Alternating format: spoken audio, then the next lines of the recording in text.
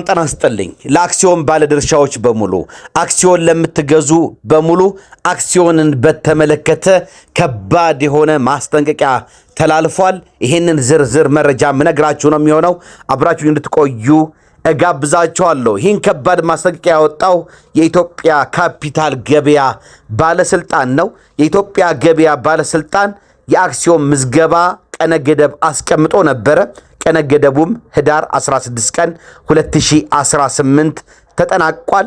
ይሄን መጠናቀቁን በተመለከተ ቀነ ገደቡ ማለት ነው ያልተመዘገቡ አክሲዮኖች ላይ የሚካሄዱ ማናቸውም ግብይቶች ከባድ የወንጀል ተጠያቂነትን እንደሚያስከትሉ ጥብቅ ማስጠንቀቂያ በዛሬው ቀን አስተላልፏል።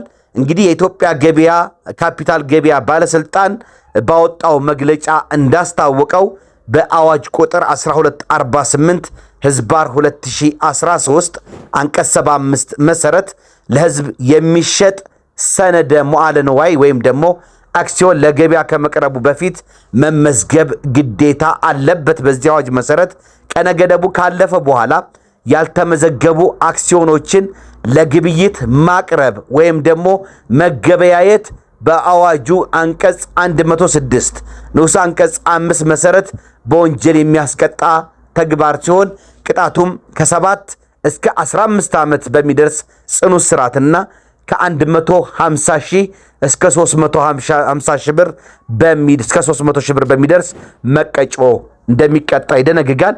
ይህን ተከትሎም እንግዲህ አክሲዮኖቻቸውን ያላስመዘገቡ አክሲዮን ማህበራት ከአዲስም ሆነ ነባር አክሲዮኖች ሽያጭና ግብይት ጋር የተያዘ ማንኛውም እንቅስቃሴና ማስተዋወቅ እንዲያቆሙ እንዲሁም አክሲዮን የሚያገበያዩ ቢሮዎች ያሏቸው ኩባንያዎችም የማገበያየት ስራ እንዲያቆሙ ነው በጥብቅ ያሳሰበው።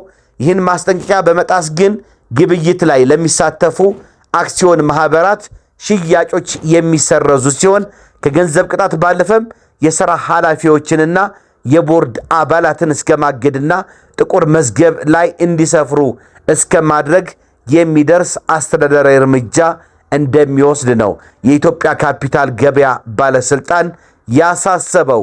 በመሆኑም እንግዲህ አክሲዮን የምትገዙ ሰዎች፣ ነባር አክሲዮን ያላችሁ ሰዎች፣ የአክሲዮን አመራር ስራ አስፈጻሚዎች፣ የዳይሬክተሮች ቦርድ አባላት ይሄንን የኢትዮጵያ ገበያ ባለስልጣን ካፒታል ገበያ ባለስልጣን ማሳሰቢያ በመስማት እና ትኩረት በመስጠት ያሏችሁን አክሲዮኖች እንግዲህ እንድታስመዘግቡ ይሄን መረጃ ለማቅረብ እወዳለሁ።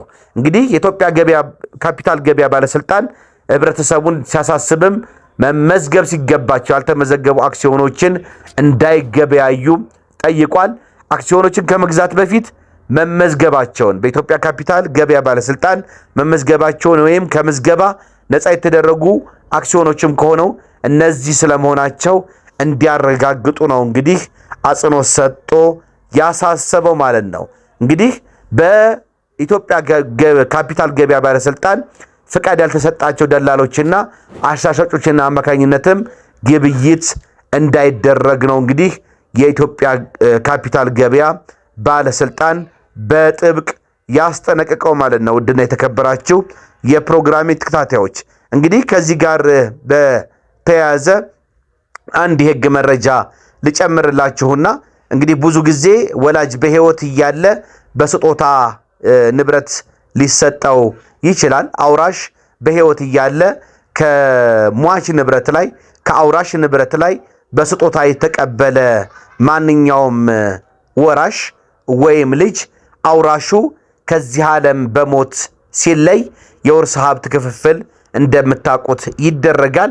ነገር ግን በመጀመሪያ አውራሹ በህይወት እያለ በስጦታ ንብረት የተቀበለ ወራሽ አውራሹ ከዚህ ዓለም በሞት ሲለይ የውርስ ሀብት ክፍፍል ላይ ለመሳተፍና ከሌሎች ንብረቶችም አብሮ ከሌሎች ወራሾች ጋር ተሳታፊ ለመሆን ለመካፈል አስቀድሞ በስጦታ የተቀበለውን ንብረት ወደ ውርስ ሀብቱ መልሶ ነው ተደምሮ ያ አንድ ላይ መውረስ የሚችለው መካፈል የሚችለው። ነገር ግን ወራሹ አስቀድሞ በስጦታ የተቀበለውን ንብረት ለመመለስ ፍቃደኛ ካልሆነ ወይም ካልፈቀደ ከቀሪው የውርስ ሀብት ክፍፍል ውጪ ይሆናል ማለት ነው። ያንኑ አውራሹ በቁሙ እያለ በስጦታ የተቀበለውን ንብረት ብቻ ይዞ ይቆያል ማለት ነው። ድና የተከበራችሁ ፕሮግራም ተከታታዮች ይሄንንም በተመለከተ እንግዲህ የፌዴራል ጠቅላይ ፍርድ ቤት ሰበር ሰሚ ችሎት ጥር 28 ቀን 2017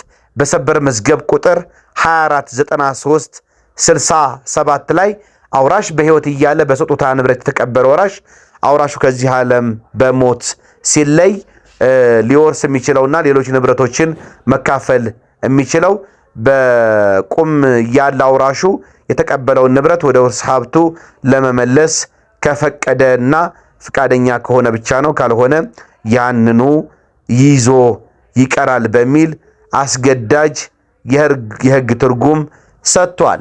ሌላ አንድ እንደዚሁ የህግ ምክር ሊጨምርላችሁና ብዙ ጊዜ ባል እንግዲህ ድብቅ ያልተመዘገበ በሚመለከተው አካል ያልተመዘገበ ፍቃድ ያልተሰጠው የጦር መሳሪያ ቢኖረው ለምሳሌ ሽጉጥ ቢኖረው እንደዚሁም ክላሽ ቢኖረው ሌላ መሳሪያ ቢኖረው እንግዲህ የነዚህ ንብረቶች ግምት በመቶ ሺህ ብሮች የሚቆጠር ነው እና ባልና ሚስት ክፍፍል ሲያደርጉ ይሄ ባል ያላስመዘገበውን የጦር መሳሪያ መኖር ቢረጋገጥ እንዴት ነው የሚሆነው? የጋራ ንብረታቸው ይሆናል። ባልና ሚስት ሊካፈሉት ይችላሉ። ሚስት የመካፈል መብት አላት ወይ የሚለው እንደዚሁ እስከ ፌዴራል ጠቅላይ ፍርድ ቤት ሰበር ሰሚ ችሎት ደርሶ የተወሰነ ውሳኔ አለ። እሱን አስገራሚም ስለሆነ እንድታቁት እሱ ልንገራችሁ። እንደምታቁት እንግዲህ በጦር መሳሪያ አስተዳደርና ቁጥጥር አዋጁ መሰረት ማንኛውም ሰው ፍቃድ ሳይኖረው የጦር መሳሪያም እንደዚሁም ደግሞ ጥይቶችን ሌሎች ከጦር መሳሪያ ያሉ ነገሮችን ፍቃድ ሳይኖረው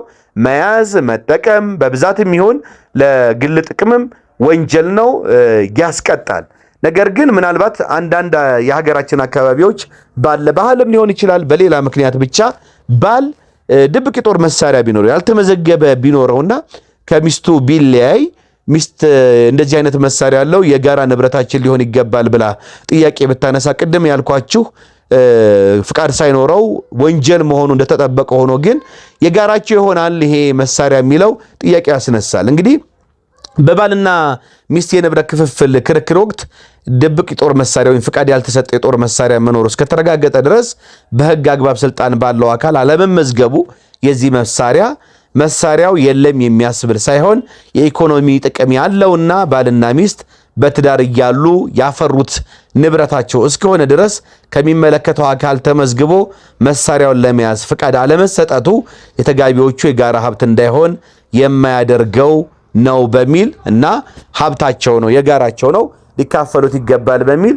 የፌዴራል ጠቅላይ ፍርድ ቤት ሰበር ሰሚ ችሎት በሰበር መዝገብ ቁጥር 1791/21 እንግዲህ የህግ ትርጉም ሰጥቷል። አስገዳጅ የህግ ትርጉም በተደጋጋሚ እንደነገርኳችሁ የፌዴራል ጠቅላይ ፍርድ ቤት ሰበር ሰሚ ችሎት የሚሰጠው የህግ ትርጉም አስገዳጅና በተመሳሳይ ጉዳዮች ላይ እንደ ህግ የሚቆጠር ተፈጻሚነት ያለው ነው በየትኛውም አካባቢ በየትኛውም ፍርድ ቤት ላይ።